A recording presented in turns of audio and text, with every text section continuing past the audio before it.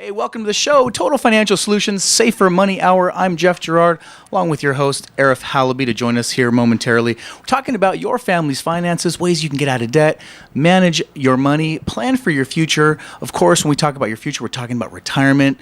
And boy, the retirement landscape is very interesting right now. We're looking at some incredible numbers here, and we're going to get to those here in just a minute. Again, I'm Jeff Girard. Welcome to the show, Safer Money Hour, Total Financial Solutions on your hometown station. This is KHTS. We're going to explore some ideas today around your retirement, namely the pension crisis that's happening, not just here in California, but it looks like some other states are having some impending problems as well, Arif. Yeah, take a look at the headlines today. You're going to see state of Illinois, which is actually one of the largest / wealthiest states, obviously because of Chicago and some of the other bigger cities there. But the state of Illinois is now what is being reported as on the verge of what's called a Chapter 9. Now, what does that mean? Chapter 7 or Chapter 13, Chapter 11, those are all for individuals, for reorganization, for corporations. But a Chapter 9 is what's called a municipality or a state. So it's illegal for a state, if you will, to file bankruptcy unless they have the permission of Congress. Now, there are a couple of states that are on the verge of this happening, and one of those states is the state of Illinois. Now, people will say, well, California, we're the 7th largest economy in the world, run by, literally, folks, we're run by one political party. So that means they get to take the credit and the blame. They get both whenever something goes good or doesn't go well. But when you take a look at the organization of our pension system, and then the pension system of Illinois, Massachusetts is another one that is very heavy towards individuals and not necessarily in a good way for the state and for the other taxpayers. What do you see? Well, number one, you're going to see that in the state of Illinois, about $130 billion upside down. Wow. If you use the same measure for the state of California, in other words, what's called unfunded liabilities, some healthcare commitments, etc., we're close to $200 billion upside down. Oh. $200 billion, you guys. Where does that money? That's negative. And every year, do you realize every year it goes higher and higher? That means we go deeper into debt. Now, hey, look, the trains still run on time and the stoplights still work, and oh my gosh, I went to the store and I got my organic peanut butter and life is good.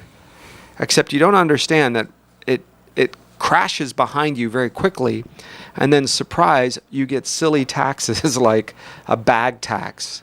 Who ever thought in their right mind that a grocery store couldn't give you a bag? And so the only I don't know if you say religion, cult, whatever you want to say behind the scenes, the only way that they can convince you to pay an extra, quote, tax is by saying it's for the environment. That's right. And of course, everybody in California, that shuts down the argument. There's no discussion. Oh my gosh, it's for the environment, global warming, the children, older people. It's for the dogs. Baby seals. Baby seals, kitty cats. Yeah. Oh, of course. What do we need to do? And so we shut down the logical thinking and we say, well, now we need to pay more in gasoline tax. I was just in another state recently, and the gasoline was about $1.98 per gallon.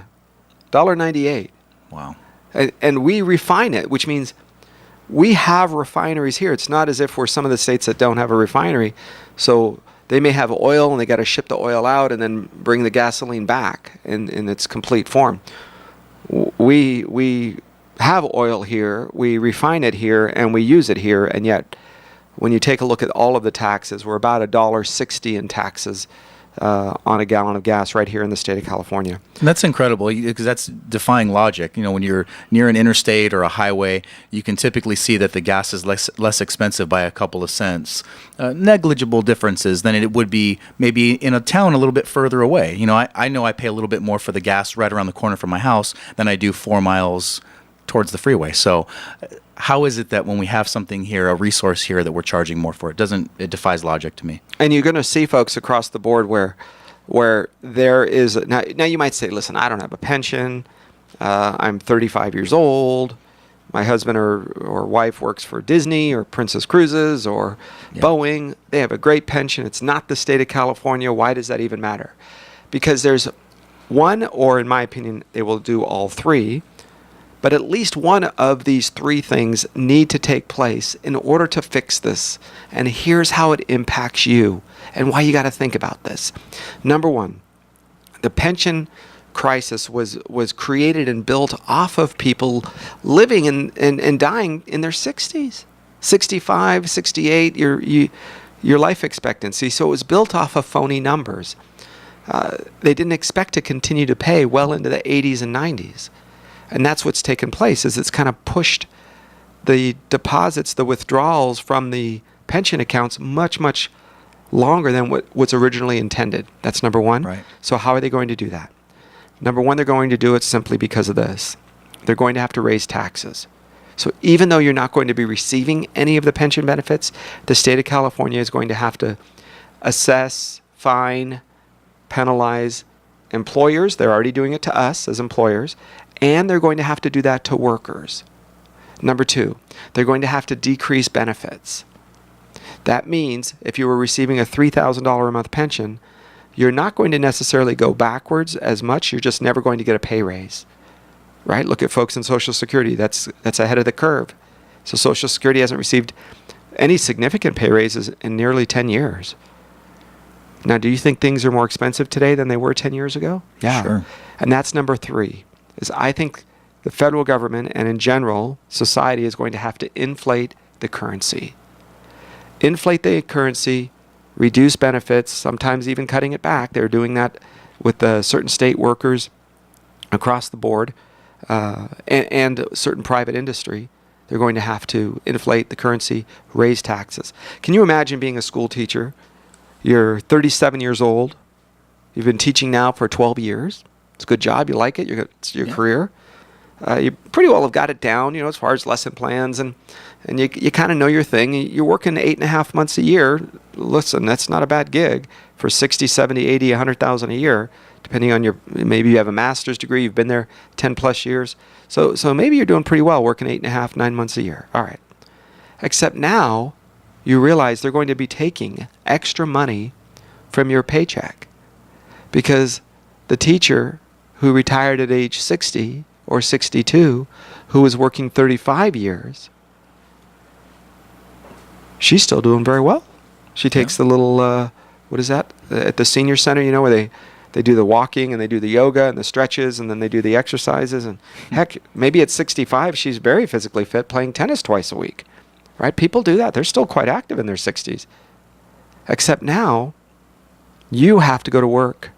You have to put in more money. You have to give up some of your take-home pay so that he or she could live for the next 30 years in retirement, whether it be in Fiji, whether it be in Paris, whether it be in Machu Picchu. They are traveling, and you are paying for it. Do you not think there's going to be a resentment level? I believe there will be. I believe there are going to be people that are upset. You pick the government worker, Caltrans, right? We have thousands of Caltran workers that are duplicating jobs. That's from the state assembly themselves. Duplicate jobs. And you have people that are going to say, well, what about I'm working my fanny off. I've been here for 32 years. What do you mean I have to wait a little bit longer before I can retire? So I think the people that are going to be impacted the most are going to be the current workers in that field, as well as the general taxpayer, whether it be through sales tax, whether it be through gasoline tax. We are not fiscally under control. We are a train where there's a one-party ship running it down and deciding who's who and what's what. And we have we have assembly leader and a Senate pro tem who literally they make people that are on the left blush because they are so far progressive in what they're doing. It's not normal, folks. And I share this with you because you're going to retire someday. And now imagine you have your pension, or you saved money, or your rental property. And now they're going to tax you more money on the sale of your rental property, which was originally part of your retirement. And you say, but I never worked for any government agency. Doesn't matter. You're now going to have to pay. So when it took 3 people to watch one guy dig a hole, right? That's the common joke. Right. All 4 of those people need a pension. And even though you worked hard and didn't work for a government agency, you're now going to take your money and you have to make sure that those people get a pension. I think there's going to be a civil unrest component, whether it rears its head in the political debate, whether it rears its head in, I don't know, some sort of economic justice where they say, wait a second, we're the ones that are making the ship work. So anyway, things to watch out for. Well, we just need a revolution, and I don't think anybody wants to step up. And if we're gonna have this type of a system where we have duplicated jobs and then those people retire and then two more people come in behind them and then so on and so forth, we're building that off of the revenue that we counted for one person. Okay, and maybe we counted for all four of those people in your example, but those four people retire, four more people come in, but we're still only collecting enough revenue for that. For those four. And that's a dangerous recipe right there. We're seeing the evidence of it. People are just living too long. That's just the way it is. Let's agree with that. We understand that we should have made these changes in the 70s and in the 80s and in the 90s Truly. and slowly pushed out the date, whether it be in Social Security or whatever it might be.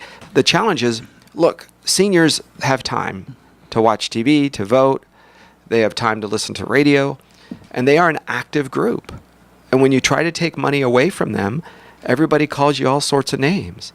And when you say, listen, fine, we'll give you the money, but then you got to go to the ones that are busy working 3 jobs and tell them you're going to have to pay more.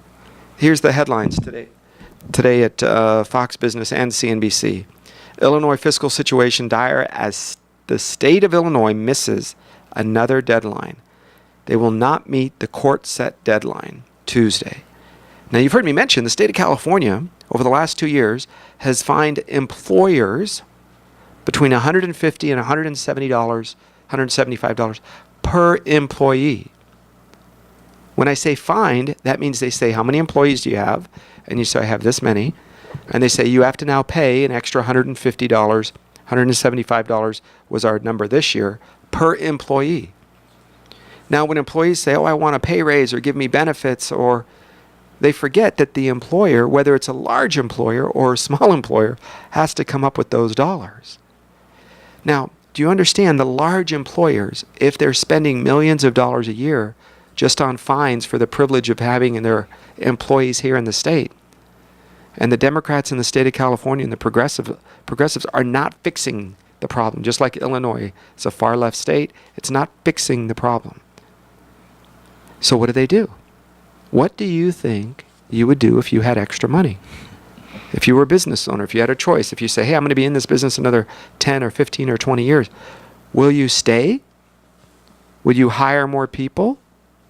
Or would you leave and find just over the border in Nevada or Oregon or Arizona or as far away as foreign countries, right? What's patriotic? You blame a business for not being patriotic because they moved to Malaysia or the Philippines. But it's patriotic to take money from somebody who's providing a job and you're a government employee that's just taking? I don't know. Where is that line? So these are questions you guys have to answer as voters.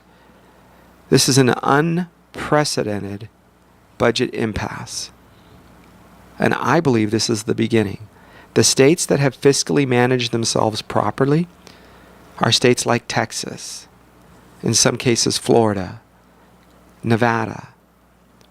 You understand those 3 states that are managing themselves properly do not have an income tax.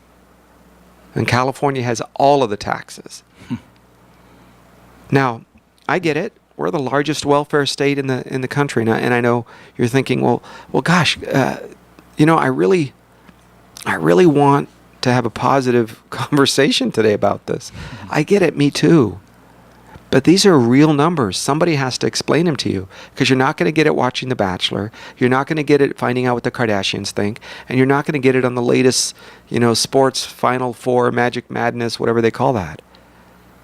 And so you have to kind of focus on where your family and the benefit to your family. Currently, there are three moving trucks that leave California for every one coming. That's important to know. How are you and your family going to prepare when they start making some big changes, when the larger profitable employers will leave, because they can, right? Poor people can't leave. Sure. Just do the math, right? Now, others want to stay. I mean, I get it. I grew up here. My family's here. I want to stay. It's not that I want to leave. Poor people cannot leave. They don't have a choice. They can't afford the gas or the bus ticket to get out. It's the richer, right? The wealthy. I mean, you follow me on this? It's the middle class. It's the upper middle class. They're the ones that provide the jobs. So how do we practice in our life as this starts to come down? So we don't do the head in the sand. We can get out of the mess, and we can take a look at some of the pension reforms coming down the road that are going to hurt everybody. But it has to, because the longer we wait, 20, 30 years ago, we should have made some changes. The longer we wait, the more painful these changes are going to be. All right, we're going to take a break. Come back. Now we have solutions right here. When we come back, how do you prepare? What is California going to do? What can we do? On your place for news, talk, and information, this is Total Financial Solutions Safer Money Hour. I'm Arif Halaby. That's Jeff Girard. On your place, this is your hometown station, KHTS.